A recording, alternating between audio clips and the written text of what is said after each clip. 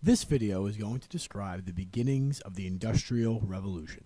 One of the first things you want to know is where this revolution begins. It's very different than every other revolution we've discussed because it's not violent, but it begins in England. That's what you want to know. It begins in England, but it will spread to other countries, and we'll discuss why it begins in England over the course of this video.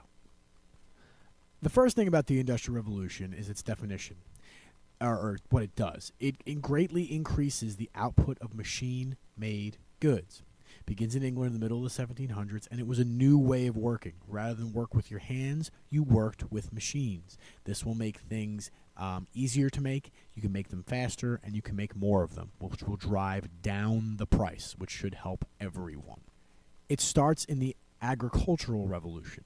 This is basically we are able to produce more food so that more people can survive longer. And because we can produce more food, we have the ability to have more money to invest into certain other products and machines that could make even more food. And this happens in England because we have enclosures, which are shown right here. These enclosures would allow people to try different methods of growing things, new ideas like from the Enlightenment. So they would grow different using different products, manure or whatever, to try to make their products grow better. Okay, so now why does this begin in England?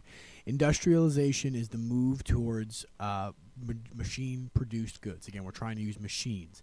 Now, why does it begin in England? There's four main things.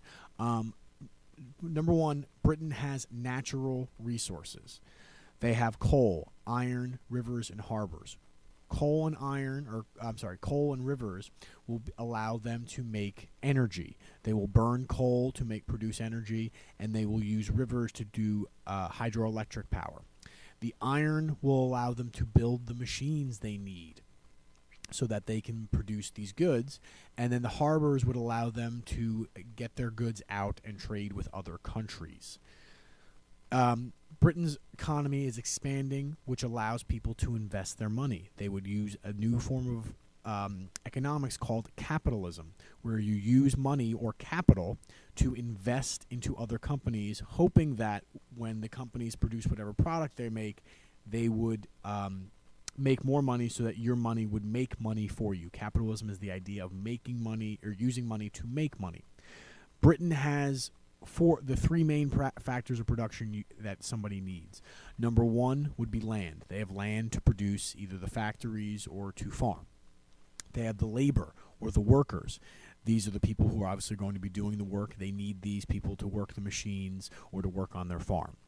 And then finally, the most important one is capital. And capital just means money. So they have the capital to invest in new machines so that they can use these to make new products. One of the new machines that we see is something called the cotton gin, which you can see here. What the cotton gin does is it allows America to get involved in industrialization. A man named Eli Whitney will create the cotton gin, and it allows us to produce more cotton. This is important because what we do is we sell the cotton from the southern United States either to the northern United States to manufacture it, or more prominently at this point, to Britain. And Britain uses this cotton to create clothes in their factories, and then Britain would use those clothes to sell to us, being the United States, or to other countries. And this is what gets the United States involved in industrialization. So now you have two main countries. You have the Britain starting the Industrial Revolution, and now the United States getting involved as well. One of the negatives of the cotton gin is it actually makes the United States need more labor to work on their plantations, so it will actually increase slavery. Now, this is a picture from after slavery has ended in 1865 in the United States, but you can still see majority of African Americans are the ones who are working on this cotton gin, and they are not going to see many of the good outcomes of this. One of the things that industrialization is going to cause is an energy revolution. We are going to need to have the energy to make these machines run, and we start to get electricity more prominently. We have a man named James Watt who will improve transportation but also energy as well, which is where we get the wattage that we gauge how much energy we use.